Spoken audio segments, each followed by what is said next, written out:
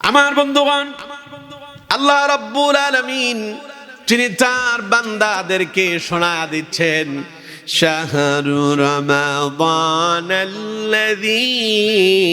উনজিলা ফীহিল কুরআন। এটা হলো রমাদান, আল্লাযী উনজিলা ফীহিল কুরআন, যাতে নাজিল করা হয়েছে, অবতীর্ণ করা হয়েছে কোরআন। তার মানে আল্লাহ রাব্বুল আলামিন রমাদানের ব্যাপারে সংবাদ দিচ্ছেন, ও পৃথিবীর মানুষেরা, রমাদান কোন মাস তা কি তোমরা জানো? রমাদান হচ্ছে সেই মাস যেই মাসে বিশ্ব মানবতার মুক্তির দিশারি মহাগ্রন্থ আল কোরআনকে আমি আল্লাহ রাব্বুল আলামিন এই পৃথিবীতে নাজিল করেছি। সেই মাসের নাম হলো রমাদান। সেই মাসের নাম কি? রমাদান। আমার বন্ধুগণ, তার মানে আল্লাহ রাব্বুল আলামিন কোরআনুল কারীম নাজিল করেছেন রমাদানে। এই কথা বলে রমাদানের মর্যাদা সম্মান তিনি কমায়া দিলেন না বাড়ায়া দিলেন? সবাই বলতে হবে, কমায়া দিয়েছেন না বাড়ায়া দিয়েছেন? রমাদান হচ্ছে এমন এক মাস, রাসূল কারীম সাল্লাল্লাহু আলাইহি ওয়াসাল্লাম এই মাসকে হাদিসের ভাষায় বলেছেন শাহরুম মুবারাকুন, এটি হচ্ছে বরকতময় একটি মাস। পড়েন সুবহানাল্লাহ। আরবি মাস কয়টা? 12টা। বছরে আরবি মাস কয়টা? বাংলা কয়টা? 12টা। ইংরেজি কয়টা? 12টা। আমার বন্ধুগণ, এই আরবি 12 মাসের ভেতরে সবচাইতে শ্রেষ্ঠ মর্যাদাময় মাস যেটি, সেই মাসের নামই হলো রমাদান। সুবহানাল্লাহ কইলেন না? এই মাসের মর্যাদা, এই মাসের দাম, এই মাসের সম্মান বৃদ্ধির মূল কেন্দ্রবিন্দু যেটা, তার নাম কোরআন। তার নাম কি? এই মাসের সঙ্গে যখন কোরআনের সম্পর্ক হলো, আল্লাহ পাক এই মাসকে শাহরু রমাদান বলেছেন, অর্থাৎ রমাদান নয়, শুধু রমাদান মাস বলে দিয়েছেন। পড়েন সুবহানাল্লাহ। আমার বন্ধুগণ, কোরআন যেটি আমাদের সামনে আছে, এটি কি কম দামি না বেশি দামি? সবাই বলতে হবে, কম দামি না বেশি দামি? কত বেশি দামি জানেন? এই কোরআনের সঙ্গে যার সম্পর্ক হয় তার দামও বেড়ে যায়। পড়েন সুবহানাল্লাহ। যেমন এই কোরআনের সঙ্গে রমাদানের কানেক্টেড হলো, রমাদানের সম্পর্ক হলো। আল্লাহ রাব্বুল আলামিন এই কোরআনুল কারীমের কারণে রমাদানের মর্যাদা, রমাদানের সম্মান আল্লাহ রাব্বুল আলামিন এত বৃদ্ধি করে দিয়েছেন। হাদিসের ভেতরে নবী করিম সাল্লাল্লাহু আলাইহি ওয়াসাল্লাম বলেছেন, ইযা কানা আউয়ালু লাইলাতিন মিন শাহরি রমাদান, ও দুনিয়ার মানুষেরা শোনো, যখন রমাদানের প্রথম রজনী আসে, রমাদান মাসের প্রথম রাত আসে, সুফিদাতিশ শায়াতিনু ওয়া মারাদাতুল জিন, আল্লাহ রাব্বুল আলামিন এই মাসের সম্মানার্থে সমস্ত অবাধ্য শয়তানগুলোকে, জিনগুলোকে তিনি বন্দী করে রাখেন। এখানেই শেষ নয়, ওয়া গুলিকাত আবওয়াবুন নার, এই রমাদানকে আল্লাহ রাব্বুল আলামিন এত সম্মানিত করেছেন। এই মাসে যেই দিন প্রথম রাত আগমন করে, সেই রাতে আল্লাহ রাব্বুল আলামিন জাহান্নামের সমস্ত দরজাগুলো তিনি বন্ধ করে দেন। ফালাম ইফতাহ মিনহা বাব, নবীজি বলেন জাহান্নামের একটা দরজাও খোলা রাখা হয় না। সবগুলো দরজা এই রমাদানের সম্মানার্থে যিনি বন্ধ করে দেন, তিনি কে? এখানে শেষ নয়, নবীজি বললেন ওয়া ফুতিহাত আবওয়াবুল জান্নাহ, যখন রমাদানের প্রথম রাত এসে যায়, আল্লাহ রাব্বুল আলামিন জান্নাতের সমস্ত দরজাগুলো খুলে দেন। ফালাম ইউগলাক মিনহা বাব, একটা দরজাও বন্ধ রাখা হয় না। সুবহানাল্লাহ বলেন।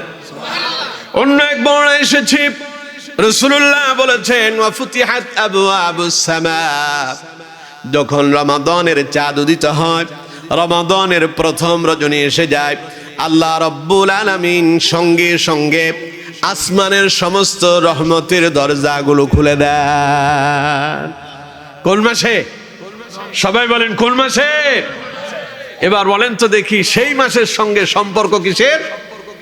সবাই বলেন কিসের? যেই মাসে এই কোরআনুল কারীম নাজিল হয়েছে।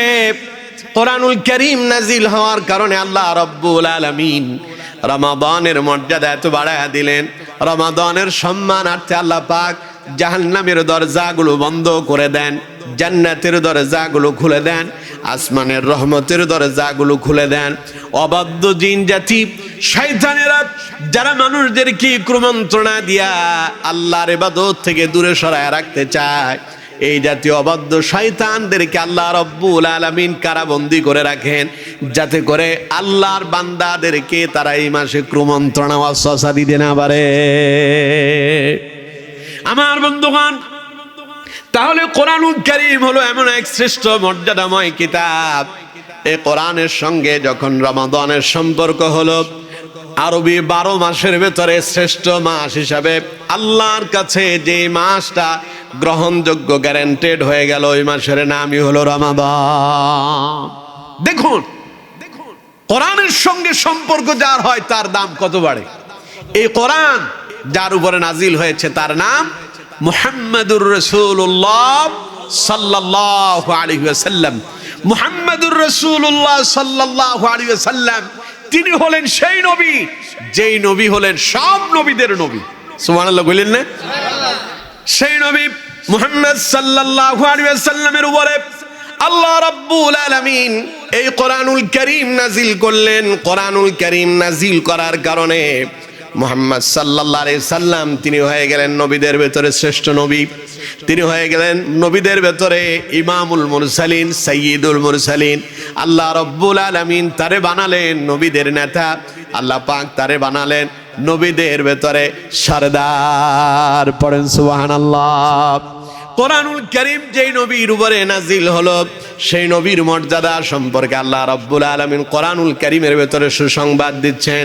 আল্লাহ পাক তার নবীকে বলেছেন, নবী আমার শুনুন, ওয়া রাফা'না লাকা যিকরাক, হে আমার নবী, আমি আপনার মর্যাদা, আপনার সুনাম, আপনার সুখ্যাতি তামাম পৃথিবীর সকলের চাইতে উঁচু করে দিয়েছি। সুবহানাল্লাহ। যেখানেই এই সূর্যের আলো পড়ে, যেখানেই দিনের আলো পড়ে, এমন কোন জায়গা নেই যেখানে মুহাম্মাদুর রাসূলুল্লাহ সাল্লাল্লাহু আলাইহি ওয়াসাল্লামের নাম উচ্চারিত হয় না। ঠিক কিনা? সবাই বলেন ঠিক কিনা? দুনিয়ায় যেমন আমরা রাসূলুল্লাহর নাম উচ্চারণ করি, আল্লাহ পাকের আরশে আজিমের কাছেও মুহাম্মদ সাল্লাল্লাহু আলাইহি ওয়াসাল্লামের নাম উচ্চারিত হয়। পড়েন সুবহানাল্লাহ। তার মানে যেখানে আল্লাহ সেখানে রাসূলুল্লাহ, যেখানে আল্লাহ সেখানে রাসূলুল্লাহ। পড়েন সুবহানাল্লাহ। যেমন কালেমার দিকে তাকান, যেই কালেমা পড়ে আমরা ঈমান আনয়ন করি, সেই কালেমার বাক্যটার দিকে তাকান, আল্লাহ তাআলা কালেমাটা কি সুন্দর করে সাজায় দিলেন। লা ইলাহা ইল্লাল্লাহু মুহাম্মাদুর রাসূলুল্লাহ সাল্লাল্লাহু আলাইহি ওয়াসাল্লাম। সব নবীদের কালেমা লা ইলাহা ইল্লাল্লাহ ছিল, কিন্তু কোন নবীর সঙ্গে রাসূলুল্লাহর শব্দ ব্যবহার হয়নি। আদম আলাইহিস সালামের নাম ছিল লা ইলাহা ইল্লাল্লাহ আদম সফিউল্লাহ, লা ইলাহা ইল্লাল্লাহ মুসা কালিমুল্লাহ, লা ইলাহা ইল্লাল্লাহ ইব্রাহিম খলিলুল্লাহ, লা ইলাহা ইল্লাল্লাহ ঈসা রূহুল্লাহ। আর মুহাম্মদ সাল্লাল্লাহু আলাইহি ওয়াসাল্লামের ব্যাপারে আল্লাহ পাক বললেন, লা ইলাহা ইল্লাল্লাহু মুহাম্মাদুর রাসূলুল্লাহ। পড়েন আল্লাহু আকবার। আল্লাহ তার রাসূলের নামের সঙ্গে বললেন মুহাম্মাদুর রাসূলুল্লাহ। মুহাম্মদ কার রাসূল? সবাই বলেন কার রাসূল? তিনি শুধু আমাদের রাসূল না, আল্লাহ বলছেন মুহাম্মদ আমি আল্লাহর রাসূল। পড়েন সুবহানাল্লাহ। তার মানে আমার বন্ধুগণ, যেই নবীর উপরে কোরআন নাজিল হলো, এই কোরআন নাজিল হওয়ার কারণে মুহাম্মাদুর রাসূলুল্লাহ সাল্লাল্লাহু আলাইহি ওয়াসাল্লাম তিনি হয়েছেন শ্রেষ্ঠ রাসূল। আল্লাহু আকবার। যেই ফেরেশতা কোরআন নিয়ে রাসূলুল্লাহর কাছে এসেছিলেন, সেই ফেরেশতার নাম কি? জিবরাইল আলাইহিস সালাতু ওয়াস সালাম। সেই জিবরাইল আলাইহিস সালাম আল্লাহ রাব্বুল আলামিনের যে অগণিত ফেরেশতা আছে, কত শত ফেরেশতা যে আল্লাহর আছে তার কোনো হিসাব নাই। রাসূল করিম সাল্লাল্লাহু আলাইহি ওয়াসাল্লাম তিনি যখন মেরাজে গিয়েছিলেন, নবীজি বললেন আমি আসমান উঠার পরে দেখলাম সামান্য 4 আঙ্গুল পরিমাণ জায়গা ফাঁকা নাই, গোটা আসমান ফেরেশতায় ভরপুর হয়ে আছে। পড়েন সুবহানাল্লাহ। এরকম অসংখ্য অগণিত ফেরেশতা আমাদের প্রত্যেকে কাঁধে, ডানে একজন বামে একজন আছে না নাই? আমরা কি দেখি? তাহলে চিন্তা করুন, পৃথিবীতে মানুষ আছে কত কোটি? পৃথিবীতে এই যাবৎকাল পর্যন্ত কত কোটি মানুষ এসেছিল? প্রত্যেক মানুষের পেছনে 2 জন প্রহরী হিসেবে, ডান কাঁধে একজন বাম কাঁধে একজন, যিনি নিযুক্ত করে দিলেন তিনি কে? আর এই অগণিত অসংখ্য ফেরেশতাদের ভেতরে শ্রেষ্ঠ ফেরেশতা যিনি, তার নাম জিবরাইল আলাইহিস সালাম। আর সেই জিবরাইল আলাইহিস সালাম শ্রেষ্ঠ ফেরেশতা হওয়ার পেছনে একটা মাত্র কারণ, তিনি আল্লাহর কোরআন বহন করে নিয়ে এসেছিলেন মুহাম্মদুর রাসূলুল্লাহ সাল্লাল্লাহু আলাইহি ওয়াসাল্লামের কাছে। পড়েন সুবহানাল্লাহ। ঠিক তেমনি ভাবে এই কোরআনুল কারীমের সঙ্গে সম্পৃক্ত হয়েছিল একটা রাতের, যেই রাতে আল্লাহ রাব্বুল আলামিন এই কোরআন নাজিল করেছেন। আমার বন্ধুগণ, সেই রাতের নাম আপনারা জানেন কিনা? লাইলাতুল কদর। এই লাইলাতুল কদর যেই রাতে আল্লাহ রাব্বুল আলামিন কোরআনুল কারীম নাজিল করলেন, বছরের ভেতরে সবচাইতে শ্রেষ্ঠ রাত যেটা, ওই রাতের নাম হলো লাইলাতুল কদরের রাত। পড়ুন আল্লাহু আকবার। কোরআন থেকে শুনুন, আল্লাহ রাব্বুল আলামিন বলছেন ইন্না আনজালনাহু ফি লাইলাতিল কদর ওয়া মা আদরাকা মা লাইলাতুল কদর লাইলাতুল কদরি খায়রুম মিন আলফি শাহর। আল্লাহ পাক বলছেন ইন্না আনজালনা, নিশ্চয় আমি এটাকে নাজিল করেছি, ফি লাইলাতুল কদর, আমি নাজিল করেছি এটাকে লাইলাতুল কদরের রাতে। ওয়া মা আদরাকা মা লাইলাতুল কদর, হে আমার নবী আপনি জানেন না কি লাইলাতুল কদরটা কি? শুনুন, ওয়া মা আদরাকা মা লাইলাতুল কদর লাইলাতুল কদরি খায়রুম মিন আলফি শাহর। লাইলাতুল কদর হলো সেই রাত যা 1000 মাসের চাইতে অতি উত্তম। পড়েন সুবহানাল্লাহ। কেউ যদি একটা লাইলাতুল কদরের রাত পেয়ে যায়, সেই যেন 1000 মাসের চাইতে শ্রেষ্ঠ একটা রাত পেয়ে গেল। আমার বন্ধুগণ, এবার কন্ত দেখি লাইলাতুল কদরের দাম বেড়েছে কিসের কারণে? আরো জোরে বলেন, কিসের কারণে?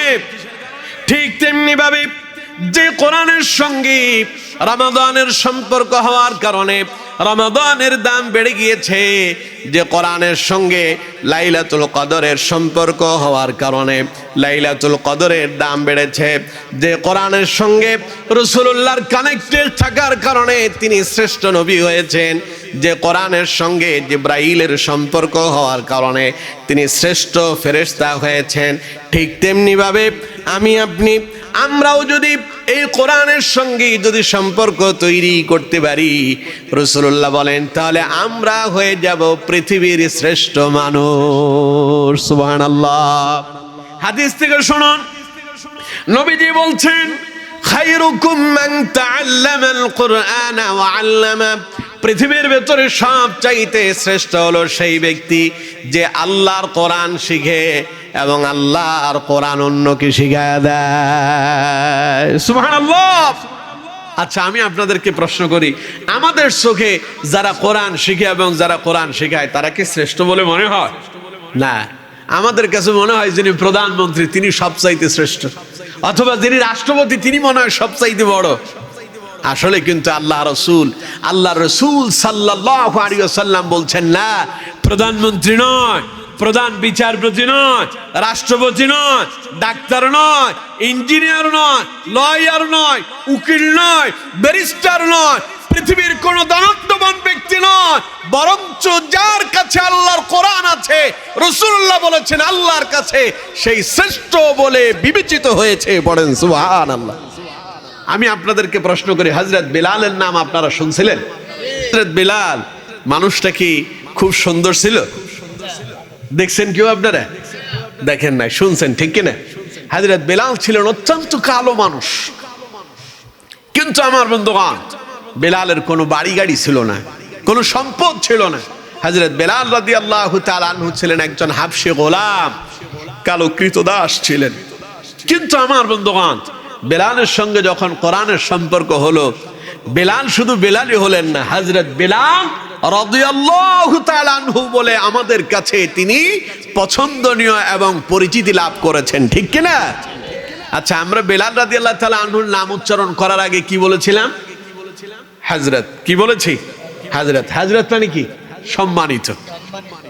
শেষে বললাম রাদিয়াল্লাহু আনহু, তার মানে আল্লাহ তার উপরে সন্তুষ্ট। আচ্ছা, এই মানুষটার বাড়ি ছিল না, গাড়ি ছিল না, সম্পদ ছিল না, মানুষটা ছিলেন কালো। আর অন্যদিকে ফেরাউন, নমরুদ, হামান, কামান, আবু জাহেলদের দিকে তাকান, সম্পদের কোনো অভাব ছিল না, রূপ সৌন্দর্যের কোনো কমতি ছিল না, সম্পদ যেমন ছিল ক্ষমতাও ছিল। কিন্তু আমার বন্ধুগণ, সেই মানুষগুলোর নাম উচ্চারণ করতে গিয়ে আমরা কেউ হযরত বলেছি? আমরা কেউ নামের শেষে রাদিয়াল্লাহু তাআলা আনহু অথবা রাহমাতুল্লাহ আলাইহি আমরা উচ্চারণ করি? বরং আমরা তাদের নাম উচ্চারণ করলে বলি লানাতুল্লাহ, এদের উপরে আল্লাহর অভিশাপ, ঠিক কিনা? জোরে বলতে হবে, ঠিক কিনা? আর অন্যদিকে হযরত বেলাল কালো মানুষ, বাড়ি নাই, গাড়ি নাই, সম্পদ নাই, ক্ষমতা নাই, কোনো কিছু নাই, ছিলেন কালো মানুষ। কিন্তু আল্লাহর কোরআনের সঙ্গে সম্পর্ক হওয়ার কারণে বেলাল রাদিয়াল্লাহু তাআলা আনহুর নামের শুরুতে আমরা হযরত শব্দ ব্যবহার করছি, শেষে তার জন্য দোয়া করছি। এটার একটি মাত্র কারণ, হযরত বেলালের সঙ্গে সম্পর্ক আল্লাহর কোরআনের। এই কোরআনের সঙ্গে যার সম্পর্ক হয়, আল্লাহ রাব্বুল আলামিন পৃথিবীর বুকে তার নাম, তার খ্যাতি, তার যশ, তার মর্যাদা আল্লাহ রাব্বুল আলামিন বহুগুণে বাড়ায় দেন, ঠিক কিনা? সুতরাং বন্ধুগণ আমার, এই রমাদান হলো সেই মাস, আল্লাহ পাক বলছেন শাহরু রমাদান আল্লাযী উনজিলা ফীহিল কুরআন হুদাল লিন-নাসি ওয়া বাইয়িনাতিম মিনাল হুদা ওয়াল ফুরকান। আল্লাহ পাক বলছেন রমাদান মাস হলো সেই মাস যেই মাসে আমি আল্লাহ কোরআন নাজিল করেছি। কোরআন শুধু নাজিল করি নাই, আল্লাহ পাক বললেন বান্দা কোরআনটা এই জন্য নাজিল করলাম হুদাল লিন-নাস, গোটা পৃথিবীর মানব গোষ্ঠীর জন্য এটাকে আমি হেদায়েতের পথ প্রদর্শক করে দিয়েছি। ওয়া বাইয়িনাতিম মিনাল হুদা ওয়াল ফুরকান, এমন কোনো কথা নাই, এমন কোনো পথ নাই এই কোরআন দিয়ে আমি তোমাদেরকে তা দেখাই নাই, বরং তোমাদের জীবনের প্রয়োজনীয় প্রত্যেকটা কথাগুলো আমি আল্লাহ রাব্বুল আলামিন অত্যন্ত চমৎকারভাবে এই কোরআনুল কারীমের ভেতরে তুলে ধরেছি। ও পৃথিবীর মানুষেরা, কোরআনের পক্ষে তোমরা যারা থাকবা, কোরআনকে তোমরা যারা গ্রহণ করবা, শুনে রাখো, কোরআন খুলে দেখো, কোরআন পড়ে দেখো, ওয়াবাইয়িনাতিম মিনাল হুদা ওয়াল ফুরকান, এটা শুধু হেদায়েতের কথাই বলে না, বরং এটা সত্য এবং মিথ্যার পার্থক্য তৈরি করে দেয়। কে সত্যবাদী, কে মিথ্যাবাদী, কে সুপথ প্রাপ্ত, কে মন্দ পথ প্রাপ্ত, কে ভালো, কে খারাপ, কে সঠিক পথে আছে, কে বেঠিক পথে আছে, তা নির্ণয় করার জন্য কোরআনুল কারীমটাই যথেষ্ট, ঠিক কিনা? কথাগুলো আমার না আল্লাহর? সবাই বলেন আমার না আল্লাহর। কিন্তু দুর্ভাগ্য, আজ আমরা কোরআন থেকে অনেক দূরে, আমরা কোরআনের সাথে আমাদের সম্পর্ক নাই। সারাদিন নেতার পেছনে ঘুরতে পারি, নেতার জন্য স্লোগান দিতে দিতে আমরা হয়রান হয়ে যাই। নেতা যেখানে আমরা সেখানে। দুর্ভাগ্য, আমাদের হওয়া দরকার ছিল কোরআন যেখানে আমরা থাকবো সেখানে, ঠিক কিনা? কিন্তু আমরা উল্টো জায়গায়, কোরআন যেখানে আমরা নাই সেখানে, নেতা যেখানে আমরা আছি সেখানে। আবার নেতার নামে আমরা স্লোগান দেয় অমুক নেতার চরিত্র ফুলের মতো পবিত্র, অথচ নেতা সারা রাত গাঁজা টানে, নেতা সারা রাত মদের আসরে থাকে, নেতা সারা রাত জুয়ার আড্ডায় কাটায়, নেতা নামাজ পড়ে না এক ওয়াক্ত। ওই নেতার ব্যাপারে আমরা স্লোগান দেই নেতার চরিত্র নাকি ফুলের মতো পবিত্র। আমি বলি, যেই নেতার জীবনে নামাজ নাই, যেই নেতার জীবনে রোজা নাই, যেই নেতার জীবনে হালাল হারাম নাই, যেই নেতা থাকে মদের আড্ডায়, জুয়ার আড্ডায়, তাসের আড্ডায়, যেই নেতা থাকে গাজার আসরে, ওটা নেতা নয়, ওই নেতার চরিত্র ছাগলের লাঠির চাইতে নিকৃষ্ট, ঠিক কিনা? নেতা একজন, তার নাম মুহাম্মাদুর রাসূলুল্লাহ সাল্লাল্লাহু আলাইহি ওয়াসাল্লাম। শ্রেষ্ঠ আদর্শ মুহাম্মদ সাল্লাল্লাহু আলাইহি ওয়াসাল্লামের চরিত্রের ভেতরে যিনি দিয়েছেন তিনি কে? আল্লাহ। 63 বছর পর্যন্ত রাসূলুল্লাহ বেঁচে ছিলেন। 63 বছরের একটা মিনিট আপনি দেখাতে পারবেন না, একটা বাক্য আপনি দেখাতে পারবেন না জীবনে রাসূলুল্লাহ মিথ্যা বলেছেন। আছে কি? সবাই বলেন আছে। বিশ্বনবী মুহাম্মদুর রাসূলুল্লাহ সাল্লাল্লাহু আলাইহি ওয়াসাল্লামের গোটা জীবনটাতে আল্লাহ রাব্বুল আলামিন এত সুন্দর আর চমৎকার করে সাজালেন, রাসূলুল্লাহর গোটা জীবনে একটা মিথ্যা কথা নাই, একটা ফাহিশা কথা নাই, একটা মন্দ কথা নাই। অথচ সেই নবীর আদর্শে আমরা নাই। আমরা আমাদের বানানো পচা নেতাদের আদর্শ বাস্তবায়নের জন্য পাগল পারা হয়ে পড়েছি। আল্লাহ আমাদেরকে হেদায়েত দিক। পড়েন আমিন। আরো জোরে পড়ুন আমিন। আমার বন্ধুগণ, আমরা এই সমস্ত পচা নেতাদের পেছনে ঘুরি এই জন্য কারণ আমাদের কাছে কোরআনের জ্ঞান নাই, ঠিক কিনা? আমরা কোরআন পড়ি না, আমরা কোরআন ধরি না, আমরা কোরআনের কাছে যাইনি বলে আমাদের জীবনের চরিত্রের পরিবর্তন হয়নি। তাহলে এই যে আমাদের সামনে আসছে রমাদান, আল্লাহ বলছেন এই রমাদানেই তিনি কোরআন নাজিল করেছেন। তাহলে রমাদানে আমাদের প্রথম করণীয় হলো আমরা কোরআনটাকে রমাদানে তিলাওয়াত এবং অধ্যয়ন করার জন্য চেষ্টা করব। পারবো ইনশাআল্লাহ?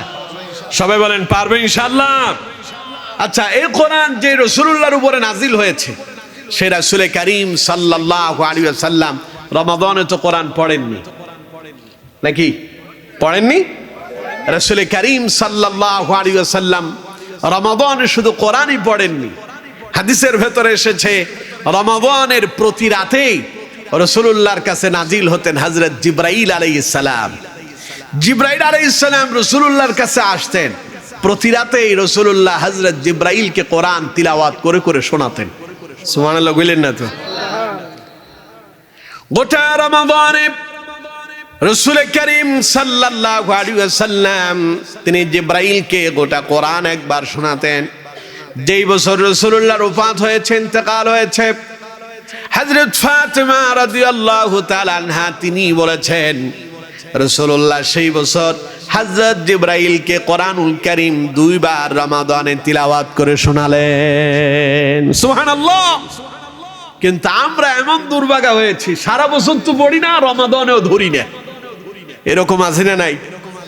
আচ্ছা, আমি আপনাদেরকে প্রশ্ন করি, কোরআন পড়লে লাভ হয় না ক্ষতি হয়? সবাই বলেন লাভ না ক্ষতি? কত লাভ জানেন?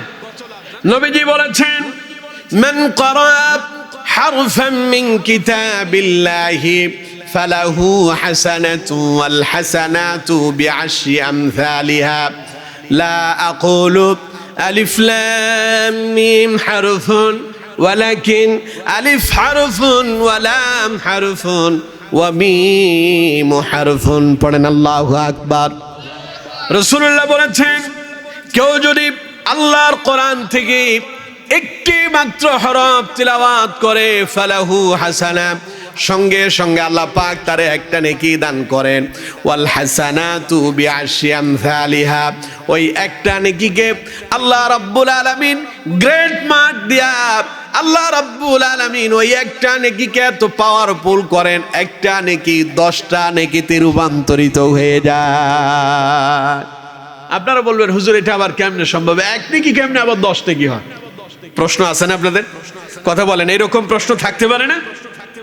এবার আমি যদি আপনাদেরকে প্রশ্ন করি, আপনারা যে জমিনে ধান রোপণ করেন, একটা ধান আপনি রোপণ করছেন, ওই একটা ধান গাছ থেকে ধান কি একটা আসে না 100টা আসে?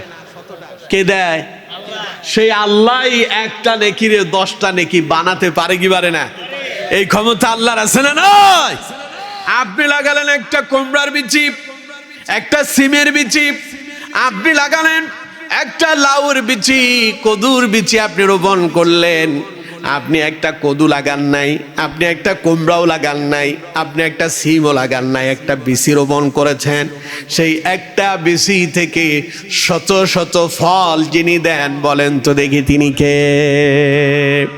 রাসূলুল্লাহ বলেছেন সে আল্লাহর ঘোষণা, আল্লাহর কোন বান্দা যদি কোরআনুল কারীমের একটি হরফ তিলাওয়াত করে আল্লাহ তারে একটি নেকি দান করবেন, আর ওই একটা নেকিকে আল্লাহ রাব্বুল আলামিন গ্রেট মার্ক দিয়া 10 নেকিতে রূপান্তরিত করে দেন।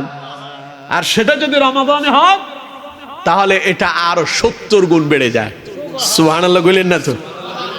রাসূলুল্লাহ বলেছেন কুল্লু আমাল ইবনি আদম ইউদাফুল হাসানাতু বিআশরি আমসালিহা ইলা 700 দিআফিন।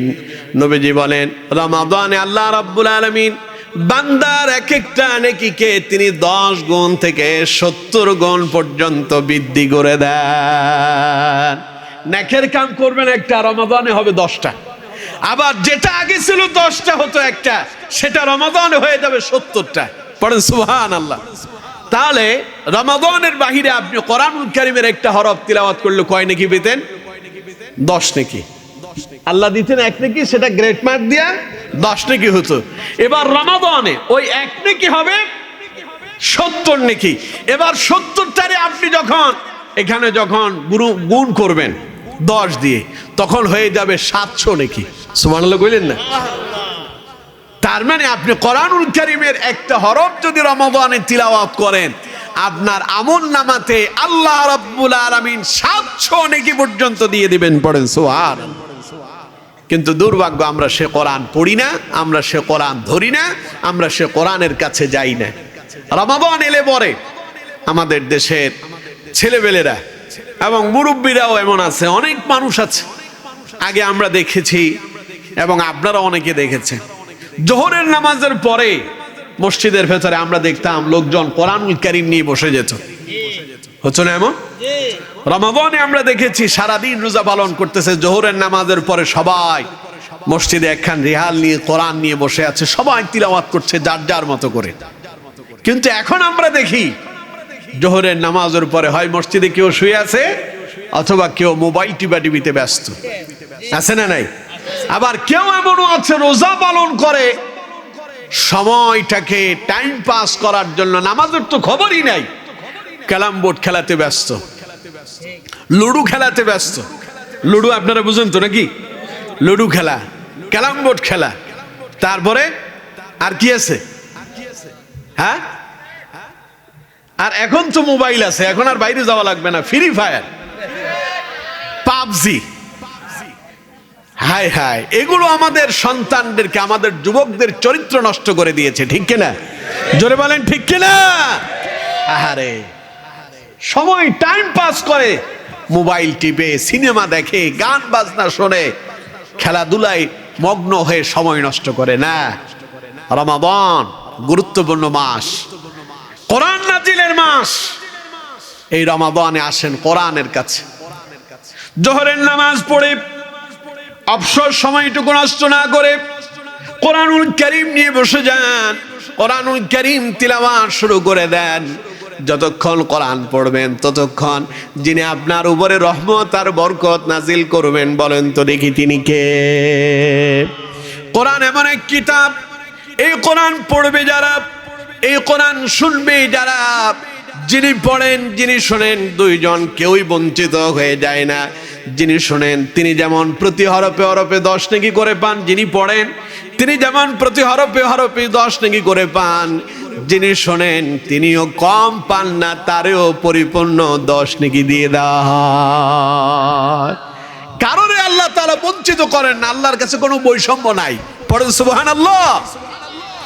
আল্লাহর কাছে কে কালো, কে সাদা, কে ধনী, কে গরিব, কে চেয়ারম্যান, কে মেম্বার, কে এমপি, কে মন্ত্রী, কে খেটে খাওয়া মানুষ, আল্লাহ এগুলো দেখেন না।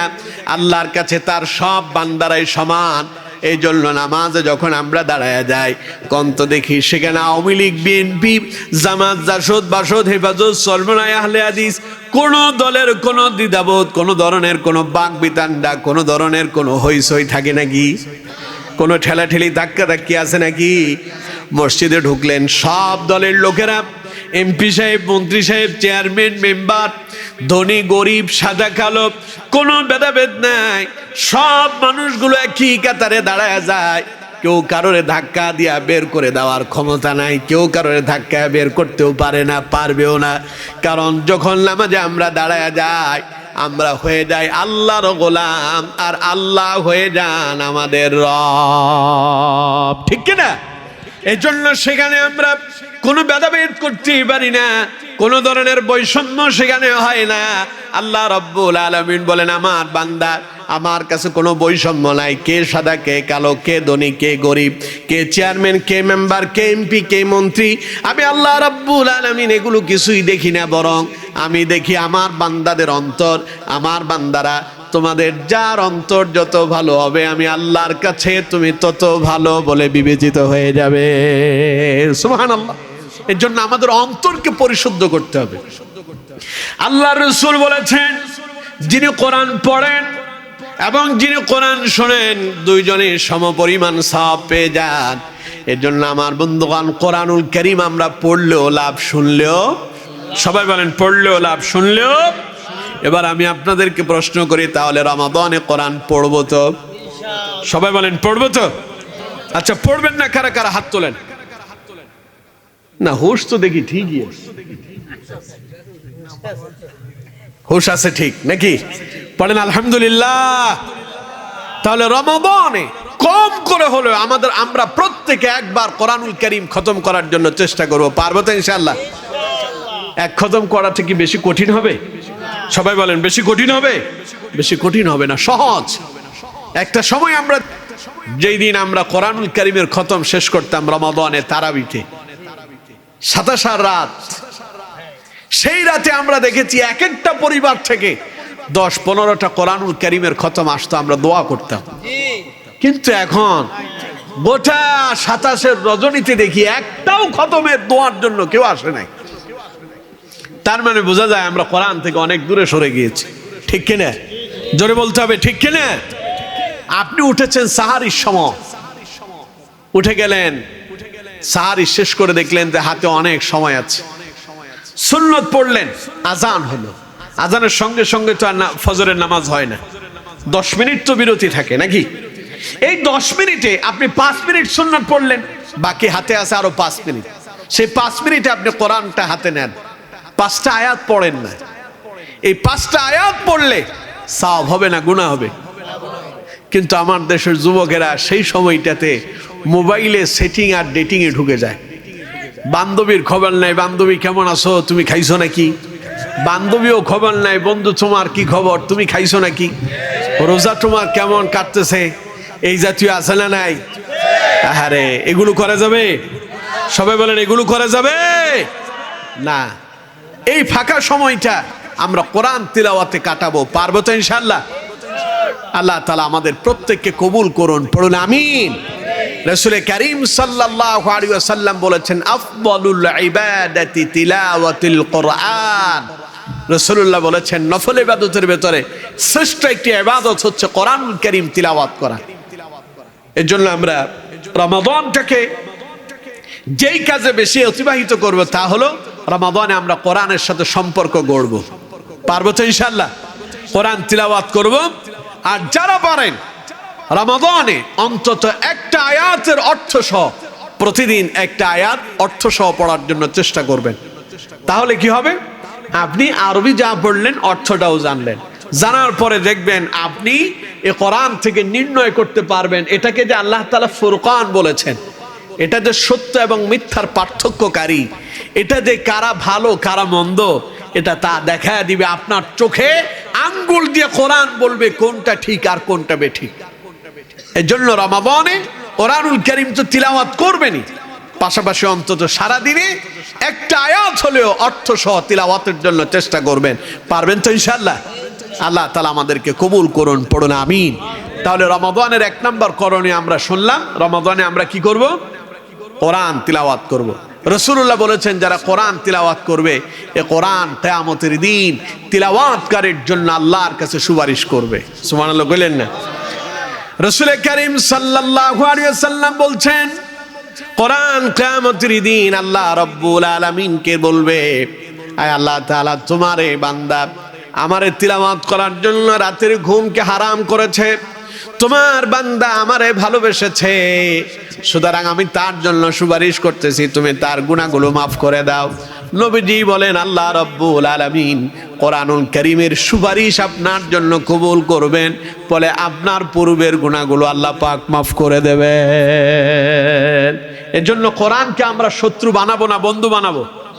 সবাই বলেন শত্রু বানাবো না বন্ধু বানাবো?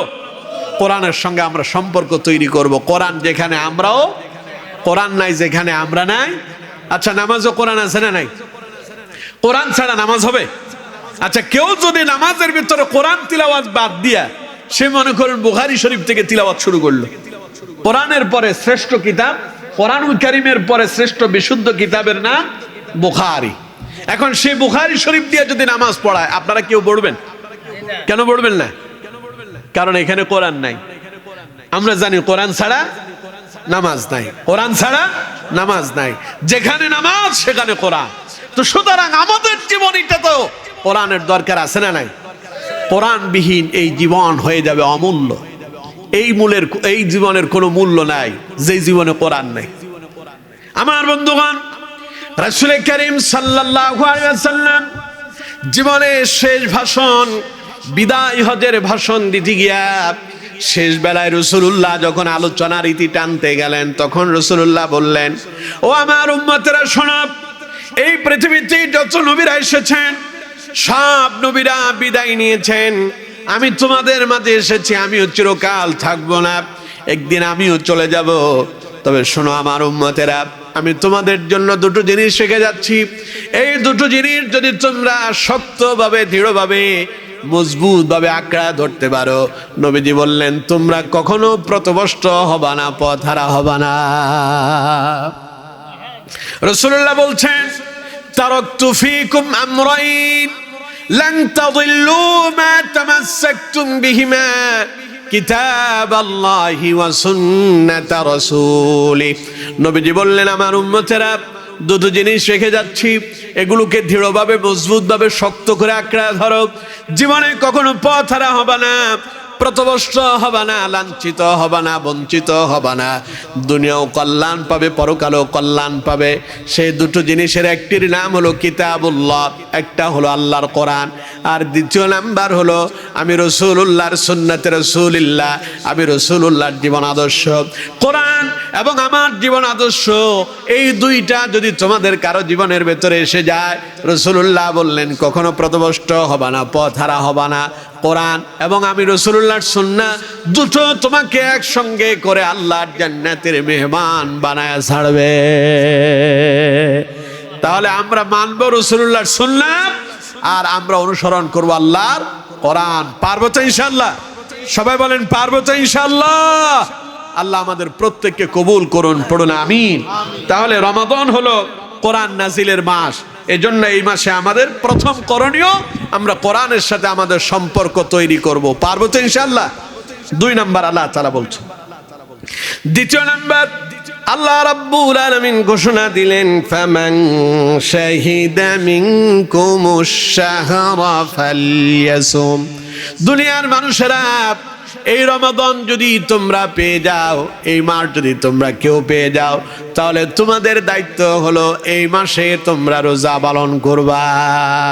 আচ্ছা, আমি আপনাদেরকে প্রশ্ন করি, রোজাকে আমরা সারা বছর রাখি নাকি? সবাই বলেন সারা বছর রাখি?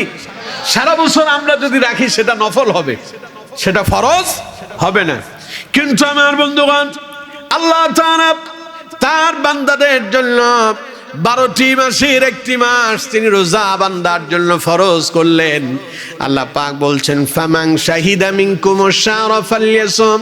এই রমাদান মাস যদি তোমরা কেউ পেয়ে যাও, তাহলে তোমাদের দায়িত্ব হলো রমাদানে তোমরা রোজা পালন করো।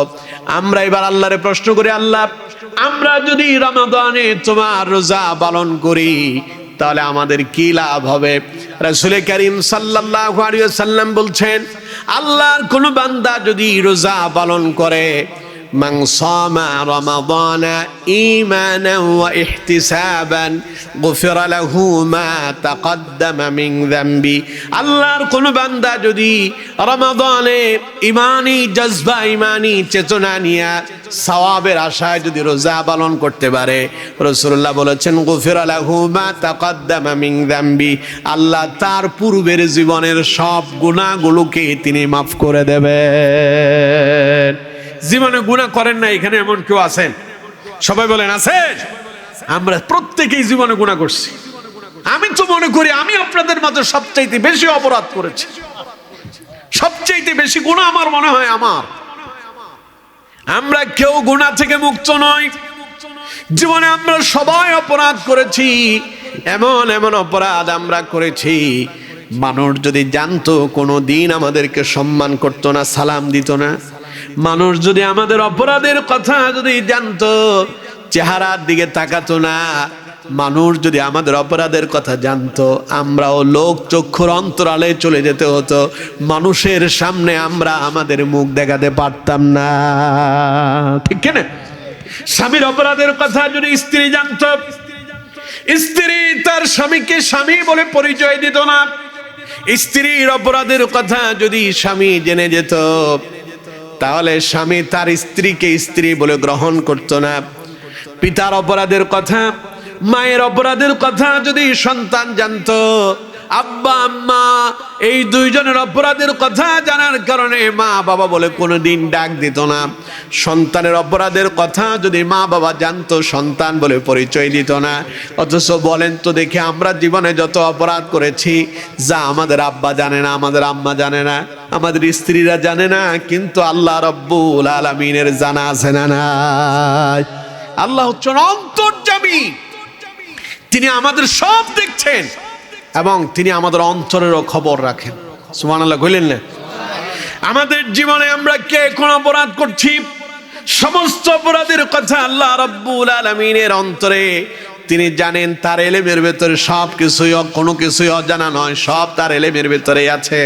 কিন্তু আমার বন্ধুগণ, আল্লাহ রাব্বুল আলামিন এরপরে আমাদেরকে ডেকে ডেকে বলেন, ইয়া ইবাদিয়াল্লাযীনা আসরাফু আলা أنفسهم لا تقنطوا من رحمة الله إن الله يغفر الذنوب جميعا إنه هو الغفور الرحيم।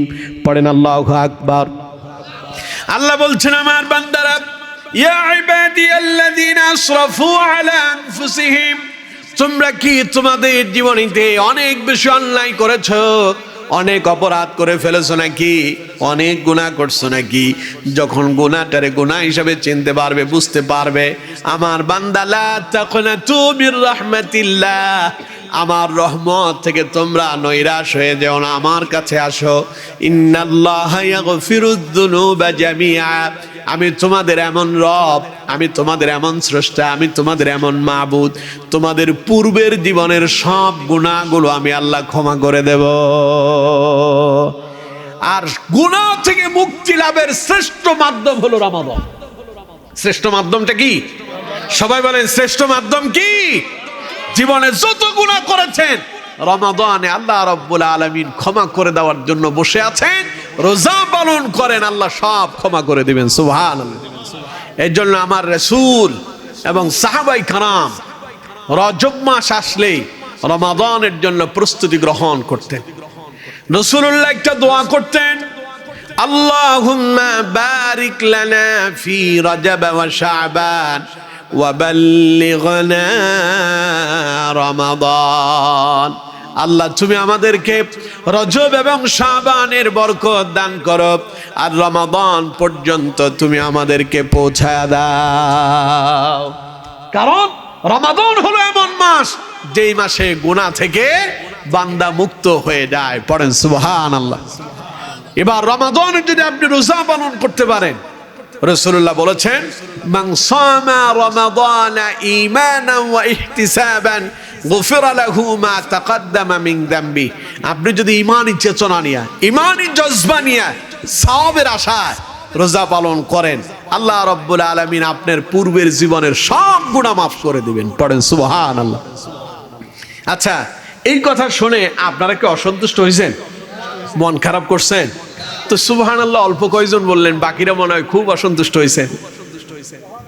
আচ্ছা, যারা খুশি হয়েছেন সবাই একটু আওয়াজ দিয়ে কন্ত দেখি সুবহানাল্লাহ। না, লাইন তো ঠিকই আছে। অসুবিধা হচ্ছে আপনাদের? এবার আসুন, রমাদানে আল্লাহ গুনাহ মাফ করবেন যারা রোজা পালন করবে, বলছেন মুহাম্মদ সাল্লাল্লাহু আলাইহি ওয়াসাল্লাম। আল্লাহর ঘোষণা কি জানেন? প্রত্যেক ইবাদতের একটা সওয়াব আছে। নামাজ পড়লে একরকম সওয়াব, রোজা রাখলে একরকম সওয়াব, হজ করলে একরকম সওয়াব, যাকাত দিলে একরকম সওয়াব, কোরআন তিলাওয়াত করলে একরকম সওয়াব। প্রত্যেক বিষয়ের জন্য আলাদা আলাদা সওয়াবের কথা লিখা আছে। এই কাজ করলে এত নেকি, অমুক কাজে তত নেকি। কিন্তু আমার বন্ধুগণ, রোজার জন্য নির্দিষ্ট কোনো নেকি লিপিবদ্ধ নাই। সুবহানাল্লাহ বলেন না?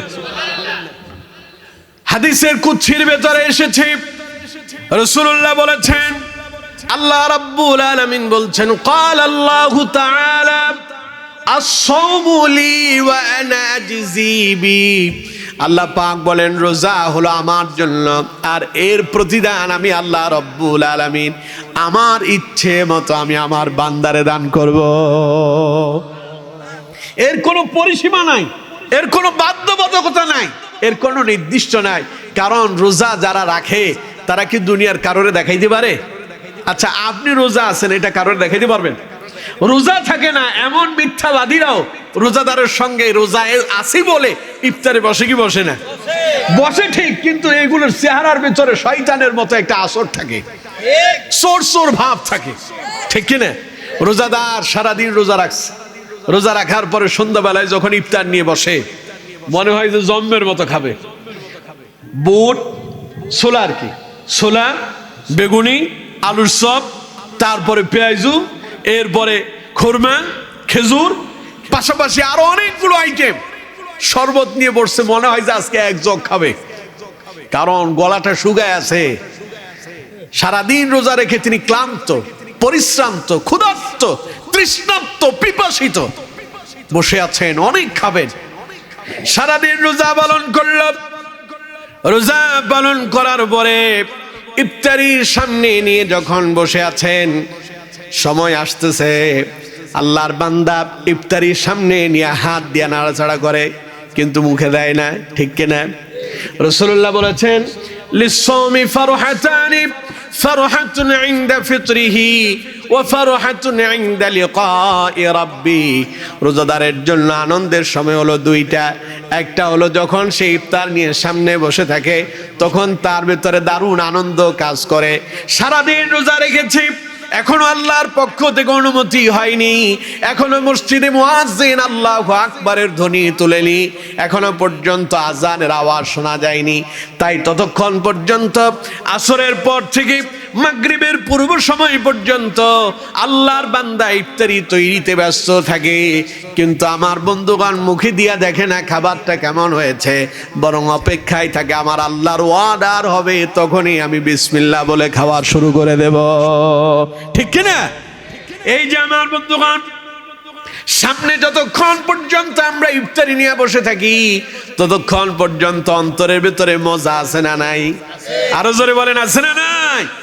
আজানের আওয়াজ আসলো, আল্লাহু আকবার, আল্লাহু আকবার, আল্লাহু আকবার, আল্লাহু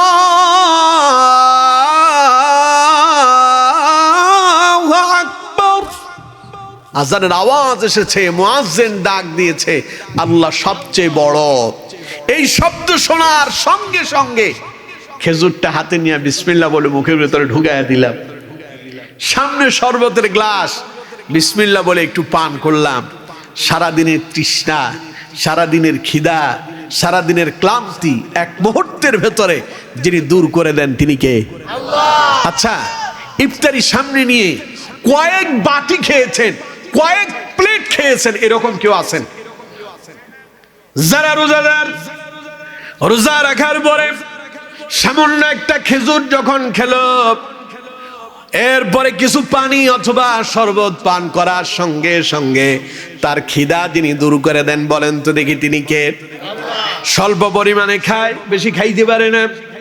একদিকে সকালের খাবার, দুপুরের খাবার, সকালের নাস্তা, বিকালের নাস্তা, সবগুলো একসাথ হয়ে আছে, অনেকগুলো খেতে হবে, কিন্তু বান্দা অনেক খেতে পারে না।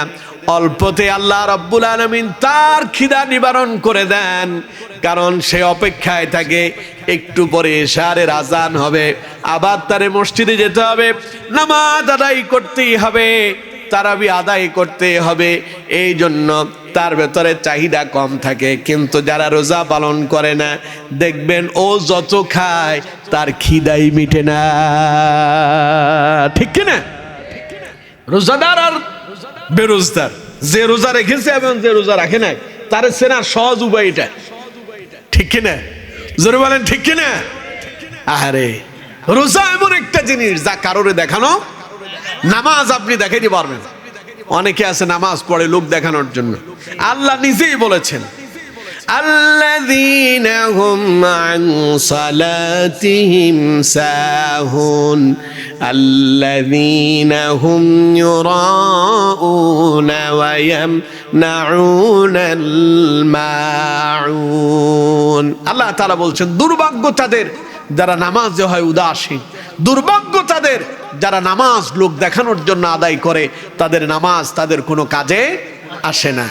ঠিক তেমনি ভাবে নামাজ যেমন লোক দেখানোর জন্য পড়া যায়, দান সদকাও লোক দেখানোর জন্য করা যায়।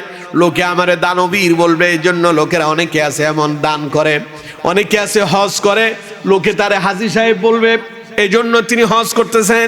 কিন্তু আমার বন্ধুগণ, রোজা এমন এক জিনিস, এটা কারোর দেখানো যায় না। এটা হলো এমন একটা সম্পর্ক, একদিকে কোনো মানুষজন নাই, আপনি ইচ্ছে করলে খেতে পারেন, দারুণ তৃষ্ণা লেগেছে, দারুণ পিপাসা লেগেছে, মনে হয় যেন আপনার জীবনটা বেরিয়ে যায়, সামনে পানি আছে কিন্তু আপনি খাওয়ার সাহস দেখাতে পারেন না। ঘরের ভেতরে কোনো লোকজন নাই, একাকী আপনি ইচ্ছে করলে খেতে পারেন কিন্তু আপনি খান না। কন্ত দেখি, এই যে আপনার না খাওয়া, এই যে আপনার তৃষ্ণা আসার পরেও পানি পান না করা, এর পেছনে একটা কারণ লুকায়িত, তা হলো আল্লাহ রাব্বুল আলামিন দেখতে পাচ্ছেন, ঠিক কিনা? দুনিয়ার কেউ আমারে আপনারে দেখে না, আমি আপনি রোজা আছি কিনা কেউ আমাদের কি পাহারা দেন না, কিন্তু আল্লাহর ভয়ে আমরা কেউ খাবার গ্রহণ করি না, আল্লাহর ভয়ে আমরা কেউ পানিও পান করতে যাই না। তার মানে আল্লাহর খুশির জন্য বান্দা রোজা পালন করেছে। আল্লাহ রাব্বুল আলামিন বলেন, আমার বান্দা তুমি যে আমার খুশি করার জন্য রোজা রেখেছ, আস-সাওমুলি ওয়া আনা আজজি বিহি, রোজা তুমি তোমার জন্য রাখো নাই, কাউকে দেখানোর জন্য রাখো নাই। আমার বান্দা তুমি আমার জন্য রেখেছো, এই জন্য আমি আমার ইচ্ছে মতো তোমার এর প্রতিদান দান করব। পড়েন সুবহানাল্লাহ। সে আল্লাহর পক্ষ থেকে বেগাইরি হিসাব, বিনা হিসাবে অজস্র প্রতিদান যদি পেতে চান, রোজার বিকল্প নাই। রোজা পালন করতে হবে। পারবো তো ইনশাআল্লাহ? সবাই বলেন পারবো তো ইনশাআল্লাহ? এখন প্রশ্ন হলো, রোজা কারে বলে? প্রশ্ন আছে না? রোজা কাকে বলে? আমরা অনেকেই মনে করি রোজা মানে আমি ভোর রাতে উঠে সাহারি খেলাম আর সন্ধ্যাবেলায় আমি ইফতারি গ্রহণ করলাম, এর নাম রোজা। আসলে এর নাম রোজা নয়। তিনটা জিনিসের সমন্বয়ে রোজা পরিপূর্ণ হয়। কয়টা জিনিস? সবাই বলেন কয়টা? 1 নাম্বার পানাহার ত্যাগ করা, 2 নাম্বার পাপাচার ত্যাগ করা, 3 নাম্বার কামাচার ত্যাগ করা। কয়টা বললাম? সবাই বলেন কয়টা? নাম্বার 1 পানাহার ত্যাগ করা। আপনি সুবহে সাদেক থেকে শুরু করে একদম সূর্য অস্ত পর্যন্ত এই সময়ের ভেতরে পানাহার করা যাবে না। না আপনি কোনো ধরনের খাবার গ্রহণ করতে পারবেন, না কোনো কিছু আপনি পান করতে পারবেন। আপনাকে খাবার দাবার থেকে বিরত থাকতে হবে। এই খাওয়া দাওয়া যেমন আপনাকে বিরত করতে হবে, ঠিক তেমনি ভাবে 2 নাম্বার আপনাকে পাপাচার থেকে বিরত থাকতে হবে। পাপাচার বুঝেন তো? গান শোনা যাবে না, সিনেমা দেখা যাবে না, মন্দ কাছে যাওয়া যাবে না, বান্ধবীর সাথে কথা বলা যাবে না, অশ্লীল মন্দ কাজ করা যাবে না, জুয়ার আসরে যাওয়া যাবে না, ফ্রি ফায়ার পাবজি খেলা যাবে না, এই সমস্ত নিষিদ্ধ কাজগুলো আপনাকে ছেড়ে দিতে হবে। রোজা রাখার জন্য খাবার যেমন ছেড়ে দেন, ঠিক তেমনি ভাবে এইরকম পাপাচার গুলো আপনাকে ছেড়ে দিতে হবে। 3 নাম্বার কামাচার। কামাচার মানে হলো যৌনচার। সাধারণত প্রেম প্রীতি ভালোবাসা এগুলো ইসলামে জায়েজ না হারাম? সবাই বলেন হালাল না হারাম? অবৈধ প্রেম প্রীতি ভালোবাসা আমাদের দেশে আছে না নাই? তবে স্বামী স্ত্রী ভালোবাসা হালাল, স্বামী স্ত্রী ভালোবাসা হালাল, সন্তানের সাথে মা বাবার ভালোবাসা হালাল। কিন্তু তুমি যে বান্ধবীর সঙ্গে ডেটিং করো, বান্ধবীর সঙ্গে সেটিং করো, বান্ধবীর সঙ্গে প্রেম নিবেদন করো, ওটা হারাম।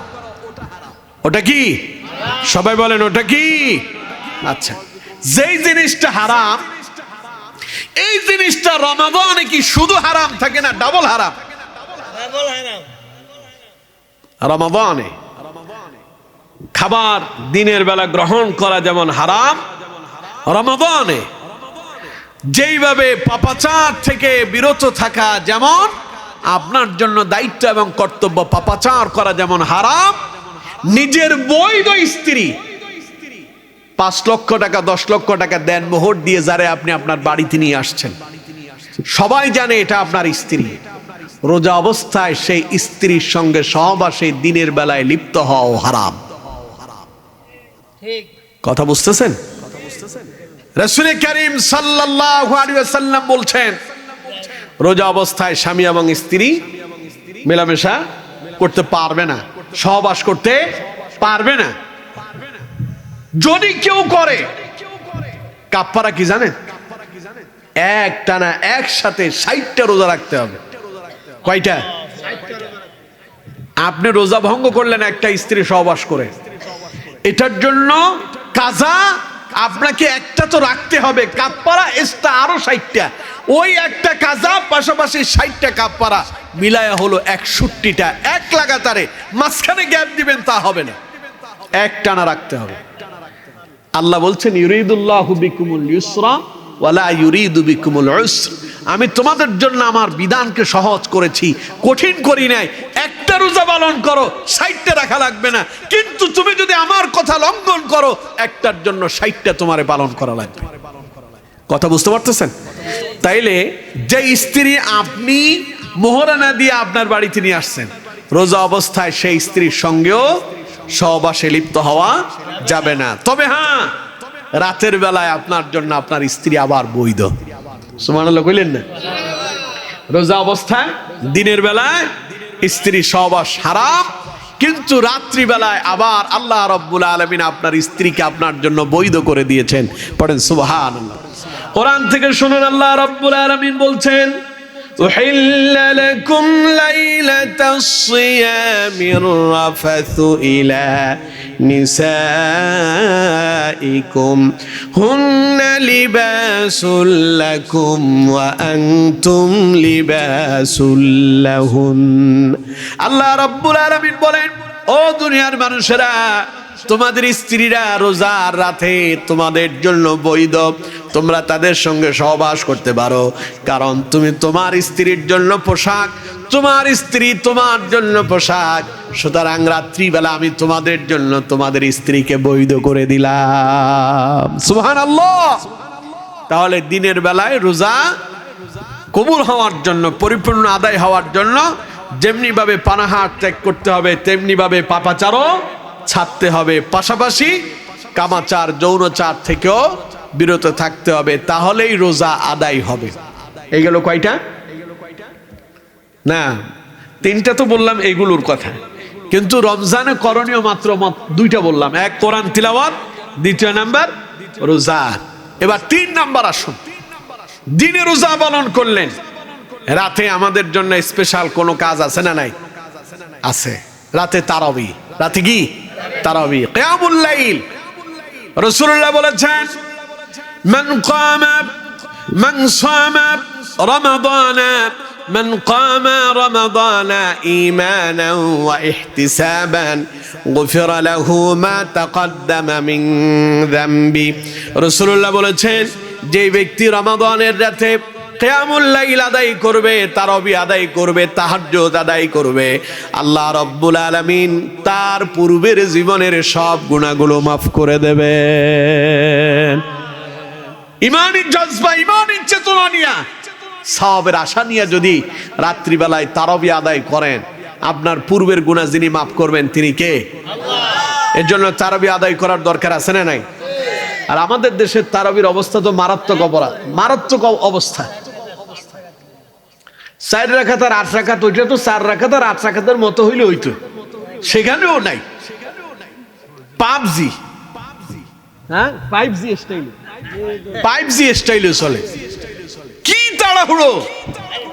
খতমে তারাবি তো নাই, কিন্তু সূরা তারাবি আমাদের দেশে কিছু কিছু জায়গায় হয়। এটা তো আমার মনে হয় যে সূরা তারাবি না হয়ে এটার নাম দেওয়া দরকার ছিল, এটা হলো 5G তারাবি। 5G বুঝেন তো? কখন যে সুবহান রাব্বিয়াল আযীম আর সুবহান রাব্বিয়াল আলা পড়ে আল্লাহই ভালো জানে।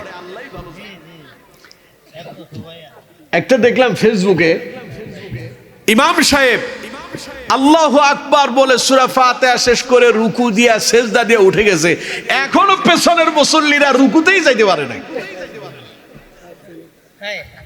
দেখেন না মনে আপনারা এগুলো দেখছেন?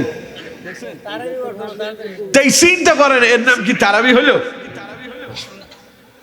আল্লাহরে ফাঁকি দেয়, মনে করতেছে আল্লাহরে ধোকা দেয়। আচ্ছা, ধোকাটা কি আল্লাহরে দিল না নিজেরে দিল? এর জন্য প্রিয় বন্ধুগণ, আপনি যখন নামাজে দাঁড়ান, আমার আগের বক্তা বলেছিলেন এই কথাটা, আমি শুনতে পেয়েছিলাম। তিনি বলেছিলেন, আপনি যখন নামাজে দাঁড়ান, আপনার মনের ভেতরে এই টেন্ডেন্সি থাকতে হবে আল্লাহ আপনাকে দেখতে পাচ্ছেন। বলছিল না এই কথা? মনে রাখতে হবে, আপনি যখন নামাজে দাঁড়িয়েছেন, এই নামাজ দুনিয়ার কোন মানুষের সামনে আপনি দাঁড়াননি, বরং আল্লাহর সামনে আপনি দাঁড়ায় আছেন।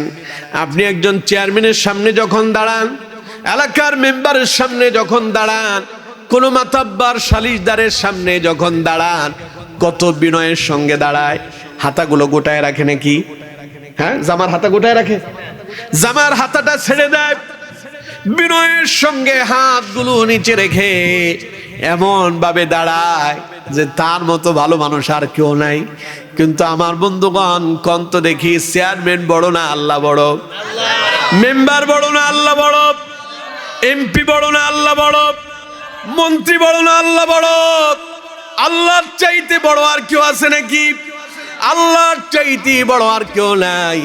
যিনি মন্ত্রীরও মন্ত্রী, যিনি রাষ্ট্রপতিরও রাষ্ট্রপতি, যিনি সমস্ত রাজাদের রাজ, আল্লাহ রাব্বুল আলামিন বলছেন, তুমি সে আল্লাহর সামনে দাঁড়ায় আছো। ওই আল্লাহর সামনে যখন দাঁড়াবা, বিনয়ের সঙ্গে দাঁড়ায় যাও। তুমি যখন নামাজের ভেতরে দাঁড়ায় তাড়াহুড়ো করে রুকু আর সিজদা দাও, যখন তুমি তাড়াহুড়ো করো, তখন তোমার নামাজটা হয়ে যায়, আল্লাহর সঙ্গে তোমার ধোঁকাবাজি শুরু হয়েছে। এই ধোঁকাবাজি যারা করবে, আল্লাহ রব্বুল আলামিনের দরবারে তাদের নামাজ কবুল হবে না। ওই যে আয়াত বলছিলাম, আল্লাযীনা হুম আন সালাতিহিম সাহুন আল্লাযীনা হুম ইউরাউনা ওয়া ইয়ামনাউনাল মাউন।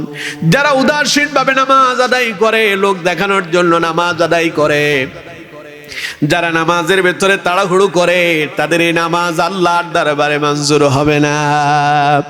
বরঞ্চ যারা রুকু এবং সিজদায় তাড়াহুড়ো করে, রাসূলুল্লাহ বলেছেন, এরা যেন পৃথিবীর সব চাইতে শ্রেষ্ঠ চোর হিসাবে আল্লাহর কাছে সাব্যস্ত হয়ে যায়। স্বাধীনতার 54 বছরে এই রাষ্ট্রে যারাই ক্ষমতা এলো, আমরা শুনি খালি দুর্নীতি হয়েছে। শুনেন না? বিগত 16 বছরে যারা চালাইলো, তারাও বললো যে তারা যাওয়ার পরে আমরা শুনতেছি দুর্নীতি হয়েছে, রাষ্ট্রের সব শেষ। এরা কি চোর? এরা রাষ্ট্রের সম্পদ চুরি করছে। তবে এর চাইতে বড় চোর যেটা, সে হলো যে রুকু এবং সিজদার ভিতরে তাড়াহুড়ো করছে। রাসূলুল্লাহ বলছেন, এটা হলো শ্রেষ্ঠ চোর। এখন যে নামাজে রুকু সিজদায় তাড়াহুড়ো করে, সে যদি চোর হয়, যে নামাজ পড়ে না সেটা কি? একজন বলছে ডাকাত। কে বলছিলেন ডাকাত? হাত উঠান না, কে বলছেন ডাকাত? হ্যাঁ, ঠিক বলেছেন। ঠিক বলেছেন। নামাজের রুকু আর সিজদায় যারা তাড়াহুড়ো করে এরা যদি চোর হয়, যারা নামাজ পড়ে না তারা শুধু ডাকাত নয়, এরা ডাকাতের বাপ। ঠিক কিনা? এটা শ্রেষ্ঠ ডাকাত। এরা নামাজটা থেকে নিজেদেরকে দূরে সরায় রেখেছে। অথচ রাসূল করিম সাল্লাল্লাহু আলাইহি ওয়াসাল্লাম বলছেন, একজন মুমিন এবং একজন কাফেরের মাঝে পার্থক্য একটাই, মুমিন হবে নামাজি আর কাফের হবে বেনামাজি। এটা আমার কথা না রাসূলুল্লাহর কথা? সবাই বলেন আমার কথা না রাসূলুল্লাহর কথা? নবী করিম সাল্লাল্লাহু আলাইহি ওয়াসাল্লাম বলেছেন, একজন মুমিন আর একজন কাফেরের ভেতরে একটাই পার্থক্য, মুমিন নামাজ পড়বে আর কাফের নামাজ পড়বে না। কিন্তু আজ দেখা যায় আমরা অসংখ্য মানুষ এমন আছি, নিজের মুসলমান দাবি করি কিন্তু আজান হয়ে যায় মসজিদের কাছেও আমরা না। এরকম আছে না? তাহলে এবার আমি আপনাদেরকে প্রশ্ন করি, নামাজের দরকার আছে না নাই? নামাজ পড়বো তো ইনশাআল্লাহ। আল্লাহ তাআলা আমাদেরকে তৌফিক দান করুন, পড়ুন আমিন। তাহলে রমাদানী করণীয়ের ভেতরে 3 নম্বর করণীয় হলো রাতে আমরা কিয়ামুল লাইল তারাবি আমরা আদায় করব। পারবো তো ইনশাআল্লাহ?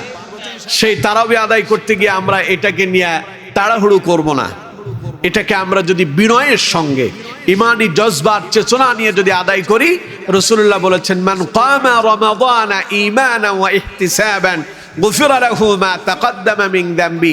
যদি আমরা তারাবিটাকে সঠিকভাবে ইমানি চেতনা জজবা আর যদি আমরা সওয়াবের আশায় আদায় করি, আল্লাহ আমাদের প্রত্যেকের পূর্বের জীবনের সব গুনাহগুলো মাফ করে দিবেন। পড়েন সুবহানাল্লাহ। এইগুলো 3টা। 4 নাম্বার, রমাদানে আমাদেরকে যেই কাজ করতে হবে তা হচ্ছে বেশি বেশি তাওবা ইস্তেগফার করা। কারণ রাসূল করিম সাল্লাল্লাহু আলাইহি ওয়াসাল্লাম বলছেন, রমাদানের প্রতি রাতে একজন ঘোষক ঘোষণা দেয়, ওয়ায়ুনাদি মুনাদি ইয়া বাগিয়াল খায়রি আকবিল ওয়া ইয়া বাগিয়াশ শাররি আকসির ওয়ালিল্লাহি উতাকাউ মিনান নার ওয়া যালিকা কুল্লু লাইলা। রাসূলুল্লাহ বলেছেন, ফেরেশতারা ঘোষণা দেয়, ও আল্লাহর বান্দারা, ইয়া বাগিয়াল খায়রি আকবিল, ও কল্যাণকামীরা, তোমরা যারা আল্লাহরে খুশি করতে চাও, আল্লাহর গোলামি করতে চাও, সময় এসেছে, যাও আরো সামনে এগিয়ে যাও। ওয়া বাগিয়াশ শাররি আকসির, হে মন্দ বিলাসীরা, ও দুনিয়ার পাগলেরা, ও যারা নাফরমান আছো, তাদেরকে ফেরেশতারা ডেকে বলে, ওয়া বাগিয়াশ শাররি আকসির, থেমে যাও, ঠান্ডা হয়ে যাও, সময় এসেছে, সতর্ক হও, সাবধান হও, সিনেমা ছেড়ে দাও, গান বাজনা ছেড়ে দাও, মন্দ পথ পরিহার করো, সময় আসছে পরিবর্তন আর পরিবর্তন হয়ে যাও। পড়েন সুবহানাল্লাহ। আমাদের সেই চোখ নাই, আমরা দেখি না, আমাদের ওই কান নাই, আমরা শুনতে পাই না। রাসূলুল্লাহ বলেছেন, ফেরেশতারা ডেকে ডেকে বলে, ওয়ালিল্লাহি উতাকাউ মিনান নার, ও আল্লাহর বান্দা, রমাদান এমন এক মাস, এই মাসে আল্লাহ রাব্বুল আলামিন তার অসংখ্য বান্দাদেরকে জাহান্নাম থেকে মুক্তি দেন।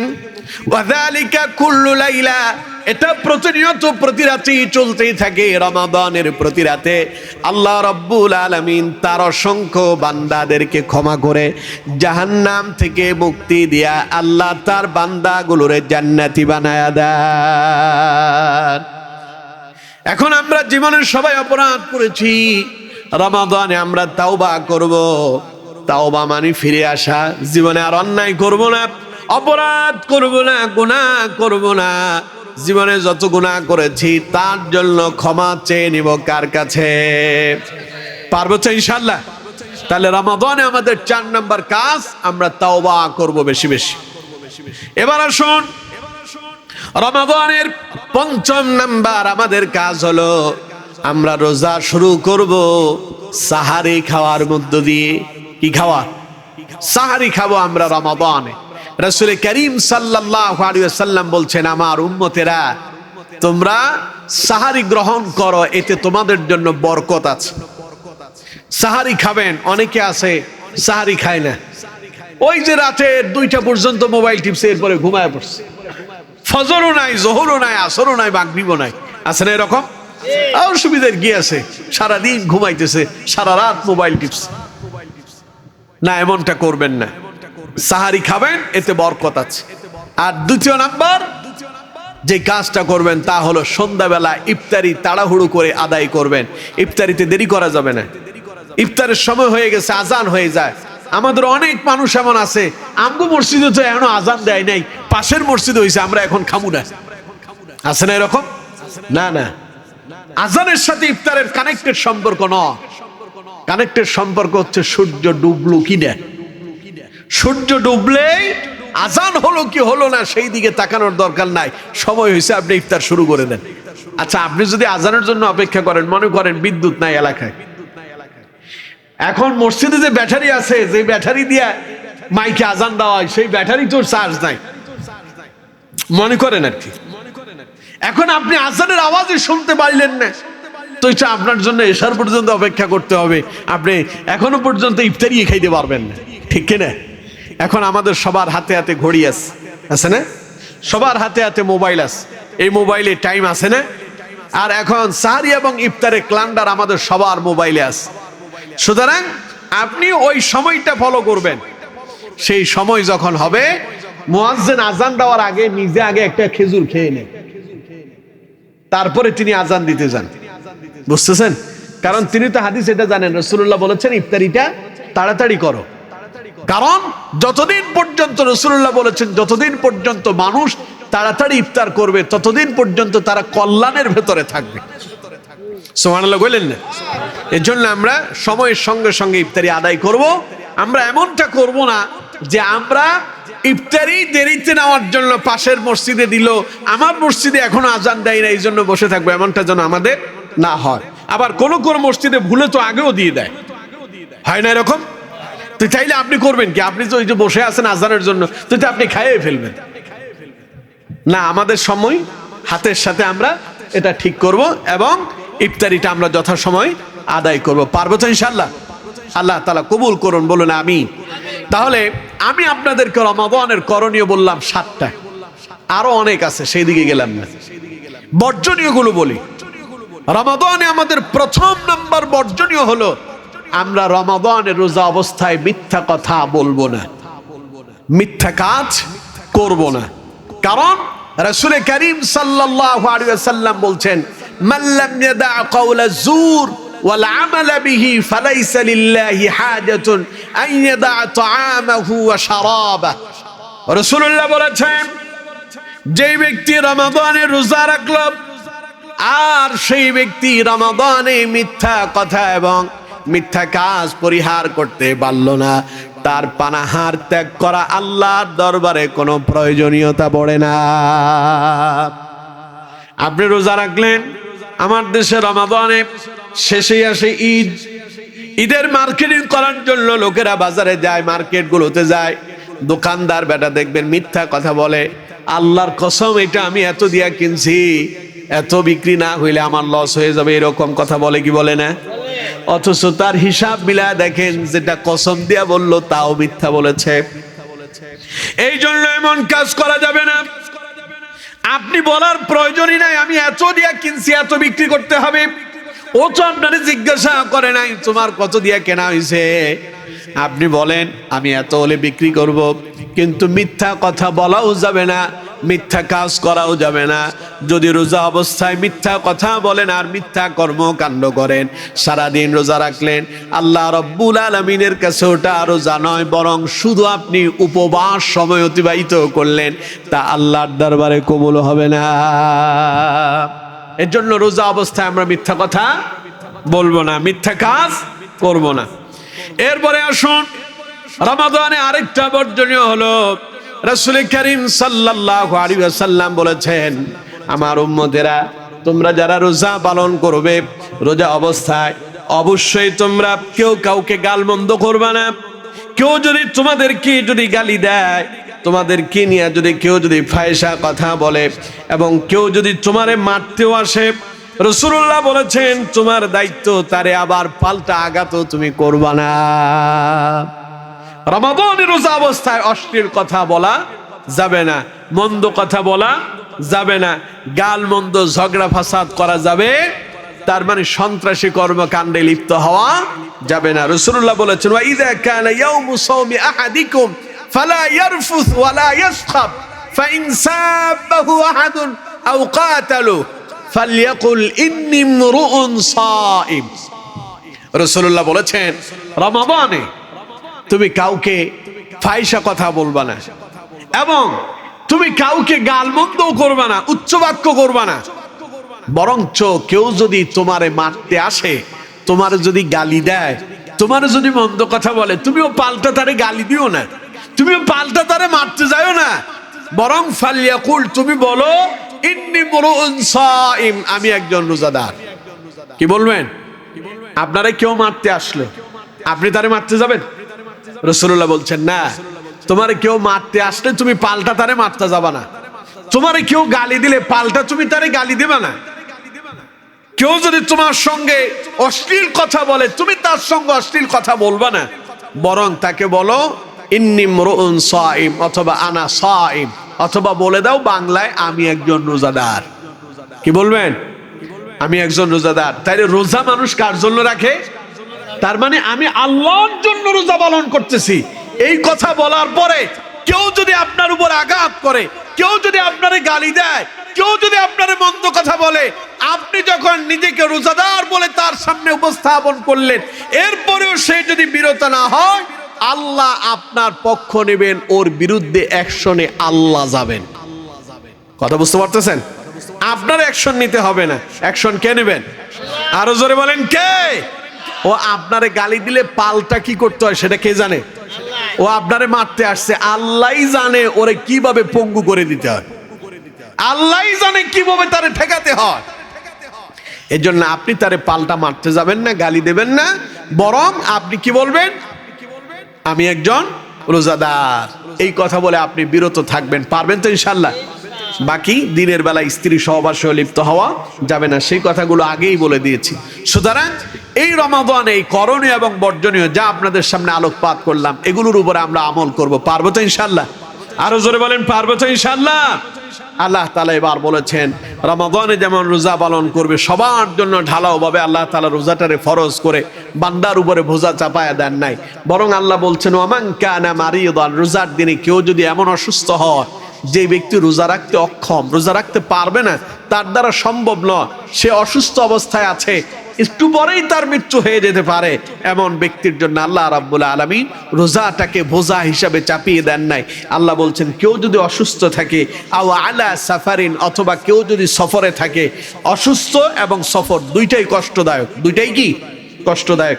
আল্লাহ তাআলা বলেছেন তারা এখন রোজা ছেড়ে দেবে, পরে ফাইদ্দাতুম মিন আইয়ামিন উখার, যখন সে সুস্থ হবে অন্য সময় যেগুলো ছেড়েছে হিসাব করে করে সেগুলো আবার আদায় করবে। পর্দার আড়ালে আমার মায়েরা আছে, মহিলাদেরকে আল্লাহ রাব্বুল আলামিন প্রতি মাসে একটা রোগ তাদেরকে দিয়েছেন, পিরিয়ড যাকে বলা হয়। রমাদানে এই পিরিয়ড মানে একজন মা অসুস্থ, একজন মা কি অসুস্থ, এই পিরিয়ড চলাকালীন সময় মায়েদের জন্য রোজাটাকে যিনি শিথিলত্ব দিয়েছেন, যিনি আল্লাহ রাব্বুল আলামিন সহজ করে দিয়েছেন, সে আল্লাহ তাদেরকে বলছেন মায়েরা ও আমার মায়েরা আপনারা শুনুন, ইসলাম নারীর অধিকার কিভাবে প্রতিষ্ঠা করেছে, নারীদেরকে ইসলাম কিভাবে সম্মান দিয়েছে। আপনি অসুস্থ, আল্লাহ রাব্বুল আলামিন বলছেন রমাদানে যখন তোমার পিরিয়ড চালু হবে তখন থেকে তুমি রোজা ছেড়ে দাও, যখন তুমি সুস্থ হবে পরবর্তী সময় হিসাব করে করে তা তোমরা আদায় করবে। আমাদের অসংখ্য মায়েরা এমন আছেন রমাদানে যে সমস্ত রোজাগুলো তাদের অসুস্থতার কারণে ছেড়ে দেওয়া হয়েছে, বছরের পর বছর চলে যায়, সেই রোজাগুলো তারা আদায় করেন না, এরকম আছে না নাই? আবার অনেক মহিলা এমন মিথ্যা কথাও বলে তার পিরিয়ড চলছে না, মিথ্যা কথা বলছে যে আমি পিরিয়ড চলছে আমার, এই কথা বলে রোজা রাখে না। এরকম অসংখ্য মায়েরা আছেন আমার। খবরদার মায়েরা এমন কাজ করবেন না। মায়েদেরকে বলি মায়েরা জান্নাতে যাওয়া আপনাদের জন্য খুবই সহজ। রাসূল করিম সাল্লাল্লাহু আলাইহি ওয়াসাল্লাম বলছেন যেই নারী চারটা কাজ করবে আল্লাহ ওই নারীর জন্য জান্নাতের 8টি দরজা খুলে দেবেন। নবীজি বলছেন মায়েরা খুব মনোযোগ দিয়ে শোনেন, আল মারআতু ইযা সাল্লাত খামসাহা, যেই নারী দৈনিক 5 ওয়াক্ত নামাজ সঠিকভাবে আদায় করবে, ওয়া সামাত শাহরাহা, রমাদানের রোজাগুলো সঠিকভাবে আদায় করবে, ওয়া আহসানাত ফারজাহা, এবং পর্দায় থেকে জীবন যাপন করবে, ওয়া আতাআত বালাহা, স্বামীর আনুগত্য করবে, ফালতাদখুল মিন আইয়ি আবওয়াবিল জান্নাতি শাআত, আল্লাহ ওই নারীর জন্য জান্নাতের 8টি দরজা খুলে দেবেন। উনি যে দরজা দিয়ে চান আমার মা সেই দরজা দিয়ে জান্নাতে প্রবেশ করতে পারবেন। পড়েন সুবহানাল্লাহ। এই জন্য মায়েরা আপনারা রোজাগুলো সঠিকভাবে আদায় করবেন। পরবর্তীতে পিরিয়ড চলাকালীন সময় যদি আপনার কোনো রোজা ছুটে যায়, পরে সেগুলো আবার কাজা আদায় করে দিবেন। এখানে আরেকটা প্রশ্নের আমি জবাব দিয়ে দিই, যদি আপনারা আমার কাছে প্রশ্নটা করেননি।